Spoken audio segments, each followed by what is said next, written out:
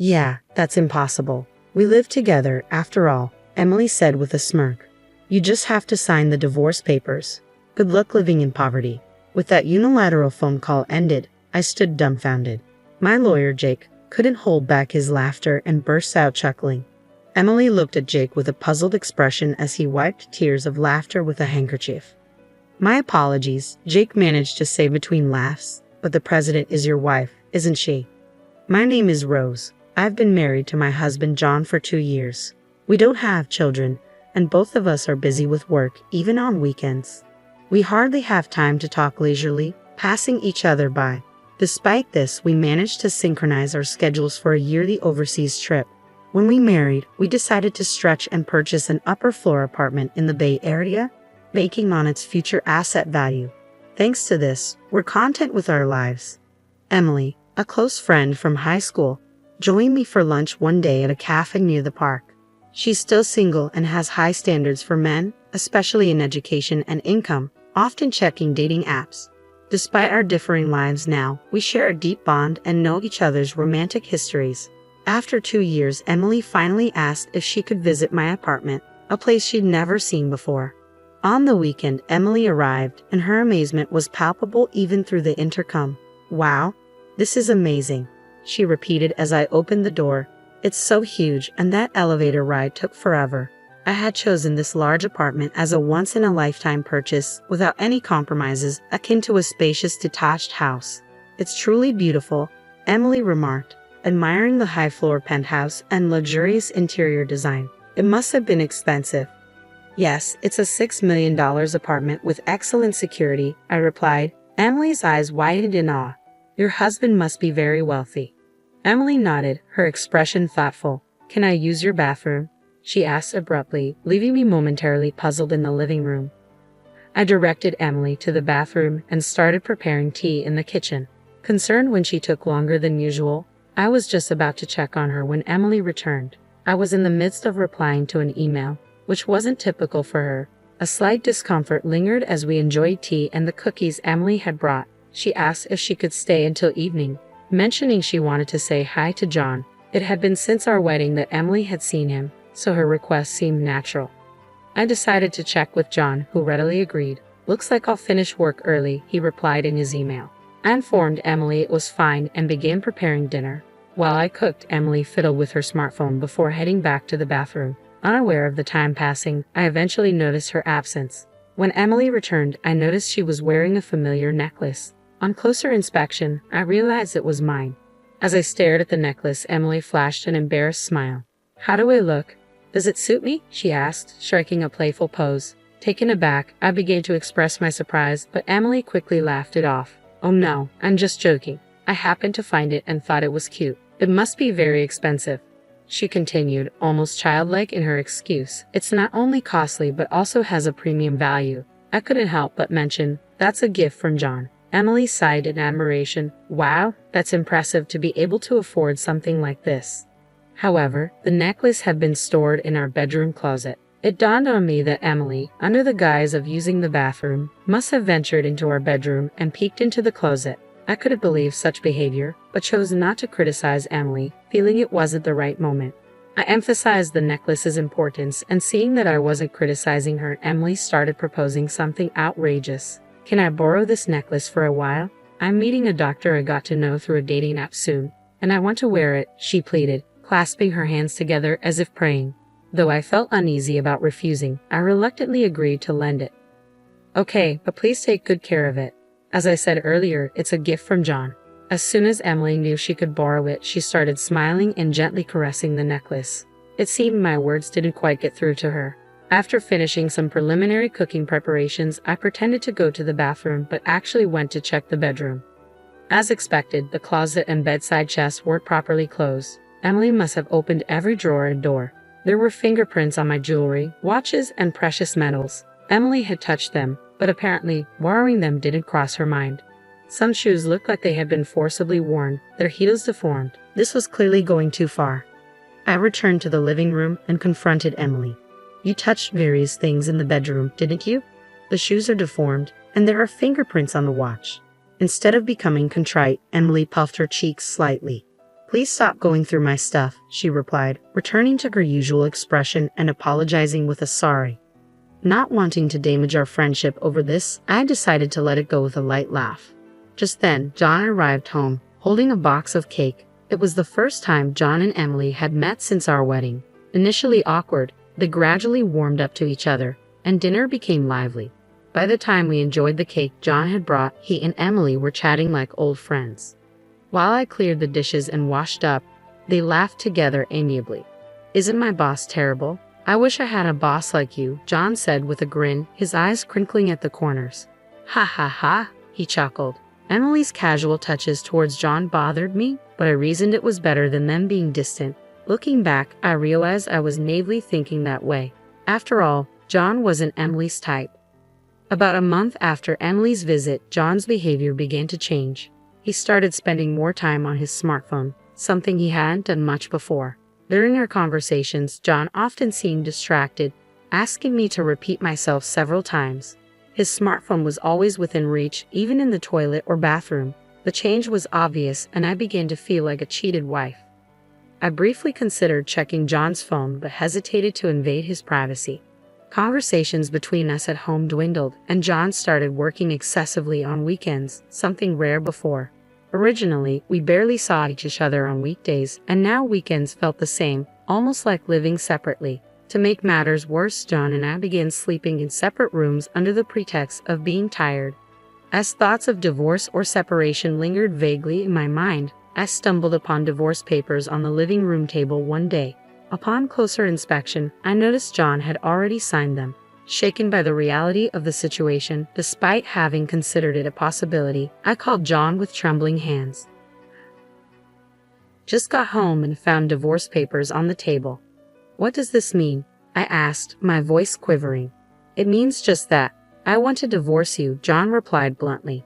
Wanting to understand, I pressed John for an explanation. According to him, I've found someone. I love you. This isn't just an affair. I'm serious about it. John's words sounded like a fantasy, but it was nothing more than an affair. Then I heard a familiar female voice over the phone. It was Emily's voice. As I had suspected, it confirmed my fears. I'm dating John, and I'm thinking about marrying him. Emily's voice over the phone quickened my heartbeat and brought on an unpleasant sweat. Although I had suspected it, having it confirmed like this was unsettling. When I met John at your house, it was love at first sight, Emily continued casually. We exchanged contact information and started messaging. Gradually, it led to, Emily's manner of speaking had become crude. Maybe this was her true nature. John says there's nothing left to talk about. Can you just sign the divorce papers and send them off quickly? I want to move forward, Emily demanded. Tell John to come back home. Yeah, that's impossible. We're living together. You just have to sign the divorce papers. Good luck going back to living in poverty, I replied before ending the call. I stood dumbfounded for a while, holding the phone after the one-sided conversation ended. Many sleepless nights followed. John didn't come back home, and I couldn't bring myself to touch the divorce papers left on the living room table. They just sat there, untouched. Moreover, Emily sent me several photos of her and John together, flaunting their relationship. It was clear they were close, but I couldn't understand why they were treating me like this. My mental health deteriorated. I looked pale and sometimes felt vacant even during the day. Concerned friends suggested I see a therapist, and I reluctantly started taking medication, which helped me regain some peace and improved my sleep. I managed to go to work, but then an unbelievable incident occurred. When I returned home from the hospital, something felt off inside the room. When I checked the bedroom closet, bags and jewelry were missing. The count of jewelry and watches in the chest was off too. There was only one person who could do this. Why would she go this far? What had I ever done to deserve this? My insomnia returned, and I spent my days dazed and sleepless. During counseling at therapy, I mentioned the theft at home, and they strongly advised me to consult a lawyer. I contacted the company's lawyer, Jake, and arranged a meeting. The first thing Jake asked during our meeting was, "What would you like to do?" "I'll get a divorce. I want those two to face proper consequences," I answered immediately. I was surprised at myself. Just a short while ago, I was wondering what to do. It came out so easily from my mouth. Perhaps deep down, I did want to punish them after being tormented so one-sidedly. It felt fair to fight back. A week later, I received a call from Emily. I had sent her a certified mail. "Hey, what are you thinking? Sending a certified mail to my office. Emily sounded furious, her voice filled with rage. You should have expected at least this much for what you've done. Anyway, I've left everything to my lawyer now. I hung up the phone. Emily tried calling several times after that, but I ignored all her calls. Then, I received a call from John. I had sent a certified mail to his parents' home. Apparently, the affair had caused a huge uproar at his home. I wanted to laugh at his self-inflicted troubles but restrained myself. Not feeling satisfied with just leaving it to Jake, I decided to meet them. I wanted to confront them thoroughly. Jake arranged a meeting at his office a few days later. They reluctantly showed up at Jake's office. I expected them to bring their own lawyer, but they came alone. Emily burst through the office door roughly, John following, looking uncomfortable. Finally, I get to meet you, you coward. Emily didn't hide her indignation, but John stepped forward to try and stop her. Because of you always running away, our wedding keeps getting delayed. Emily seemed ready to throw her bag at me any moment, while John struggled to hold her back. I watched them with a pitiable feeling. Jake nodded at me slightly. Please stay calm. Any violence or abusive language will result in immediate police notification. Emily stiffened at the mention of the police, and with Jake's intervention, both Emily and John calmed down and took their seats across the office table. The discussion began. John, you were seeking a divorce, correct? Jake started. Emily sat arrogantly while John slouched, looking diminished. We agreed to the divorce. However, given the affair, we will claim damages. Do you have any objections? John's face clouded over. I'll agree to the divorce. Just don't contact us after paying the compensation. I quietly nodded in agreement. Emily looked displeased, perhaps expecting more resistance from me. As Jake started discussing the alimony amount, Emily snapped. I said any amount is fine. We have more money than we know what to do with. She crossed her arms arrogantly. Jake looked at her with interest. Oh yes, don't you know? John is the president of a jewelry company with an annual turnover of $67.6 million. John looked up, flustered, and tried to restrain Emily's arm. Her face flushed with excitement as she continued. Damages for an affair are nothing to us. I'll even give you a fair share of the property. John desperately tried to calm Emily, but she shook off his hand and kept talking. Your salary must be barely enough to live on, right? Emily laughed. Jake couldn't contain his laughter and burst out laughing. Emily looked at Jake with a puzzled expression as he wiped tears with a handkerchief. The president is actually this lady right here, Jake managed to say between laughs. Emily, unable to comprehend, gaped open-mouthed. John hung his head, his body trembling slightly. John is just an employee without any title at the company. I am Rose's company's legal counsel, Jake asserted. Upon hearing this, Emily burst into laughter. What are you talking about? Are you really a lawyer? Is it okay for lawyers to lie? She taunted. Jake replied calmly. Why not ask J.N. himself whether what I said is true or not? J.N., meanwhile, was biting his lip, looking down. Emily, perhaps feeling uneasy, grabbed John's arms and started shaking him. You said you were the president of a jewelry company with a turnover of $. Emily began, her grip tightening on John's arms as she became more frantic. Answer me, it's not a lie, right?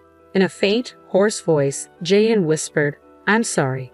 The room fell into a deep silence at his admission. Emily's hands, which had been gripping John tightly, fell limply. You said you were the president, Emily murmured to herself in disbelief. J.N.'s single apology plunged Emily into despair. Trembling, she stood up abruptly.